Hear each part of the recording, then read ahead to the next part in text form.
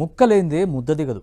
పైగా రాష్ట్రంలో mutton, sea food కంటే చికెన్ ఎక్కువగా తింటారు. కానీ ఇప్పుడు చికెన్ అంటేనే వాము అంటున్నారు జనం. ఉచితంగా చికెన్ ఎగ్స్ ఇస్తున్నారు కూడా.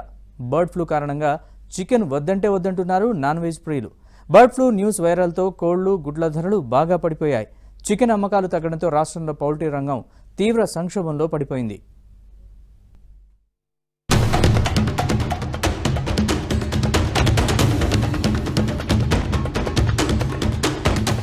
నెల రోజులుగా బర్డ్ ఫ్లూ కలకలం రేపుతోంది. ఏపీతో పాటు ఛత్తీస్గఢ్, రాజస్థాన్, మహారాష్ట్రలో అక్కడక్కడ బర్డ్ ఫ్లూతో కోళ్లు చనిపోతున్నాయి. కానీ మొదట్లో తెలంగాణలో ఆ ప్రభావం లేకపోయినప్పటికీ రాష్ట్రంలో సైతం చికెన్ అంటే చచ్చేంత భయపడుతున్నారు జనం.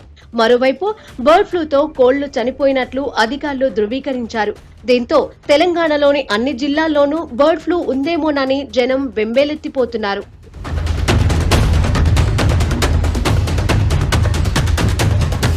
తెలంగాణ రాష్ట్రంలో సుమారుగా 8.5 కోట్లకు పైగా కోళ్లున్నాయి. ఇందులో బాయిలర్ కోళ్లు, లేయర్ కోళ్లు 4 కోట్ల వరకు ఉన్నాయి.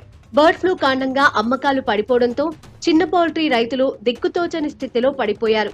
కొన్ని రోజుల కిందట లైవ్ కోడి కిలో ధర 180 రూపాయలు పలికితే ప్రస్తుతం 90 రూపాయలకు పడిపోయింది. 6 రూపాయలకు అమ్ముడుపోయిన కోడిగుడ్లు ప్రస్తుతం 3 రూపాయల 50 పైసలకు పడిపోయింది. పౌల్ట్రీ రంగంలో తీవ్ర నష్టాలు వస్తూ ఉండడంతో కొత్తగా ఎవరూ కోళ్ల పెంపకానికి ముందుకు రావడం లేదు.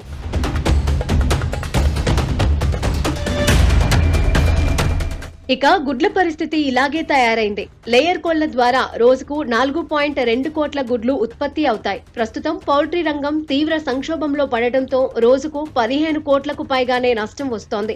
నెల రోజుల్లో 100 కోట్ల మేర నష్టపోయామని కోళ్ల రైతులు ఆవేదన వ్యక్తం చేస్తున్నారు. సోషల్ మీడియాలో వచ్చే అపోహలను నమ్మవద్దంటున్నారు పౌల్ట్రీ రంగ నిపుణులు. ప్రజలకు అవగాహన కల్పించేందుకు పౌల్ట్రీ బ్రీడర్స్ కోఆర్డినేషన్ అసోసియేషన్ ఆధ్వర్యంలో ప్రత్యేక చికెన్ మేళాలు నిర్వహిస్తున్నారు. చికెన్ తో రకరకాల డిష్లు తయారు చేసి ఫ్రీగా పంపిణీ చేస్తున్నారు. ఉడకబెట్టిన చికెన్, గుడ్లు తింటే ఏమీ అవ్వదు అని చాటి చెప్పేందుకు ఫ్రీ చికెన్ ఎగ్ మేళాలు నిర్వహిస్తున్నారు.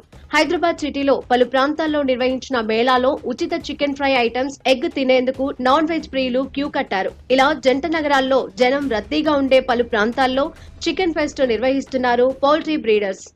ఫ్లూ అనేది జ్వరం మాత్రమే, మనిషికి వచ్చిన జ్వరమే దానికి వస్తుంది. వచ్చినప్పుడు చనిపోతుంది. బర్డ్ అనేది షాప్ దాకా రాదు. వచ్చిన తర్వాత తిన్నా మనకి ఏం కాదు. మనం వండే స్టైల్ 100 డిగ్రీ పైనే వండుతాం కాబట్టి చికెన్ ప్రాబ్లమే లేదు అసలు.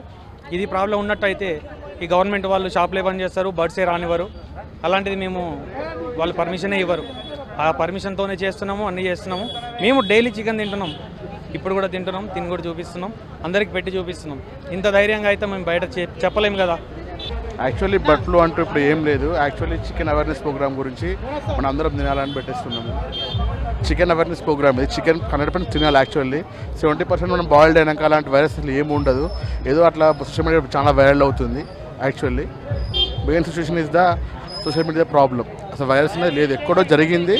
దాన్ని వెటర్నరీ వాళ్ళు దాన్ని అరికట్టేసిల్లు. కానీ బట్ ఏదో చిన్నగా అది పెద్ద బిజినెస్ మీద చాలా ఎఫెక్ట్ పడుతున్నది. అలా చేయడానికి చాలా తప్పు. Eat healthy and stay healthy.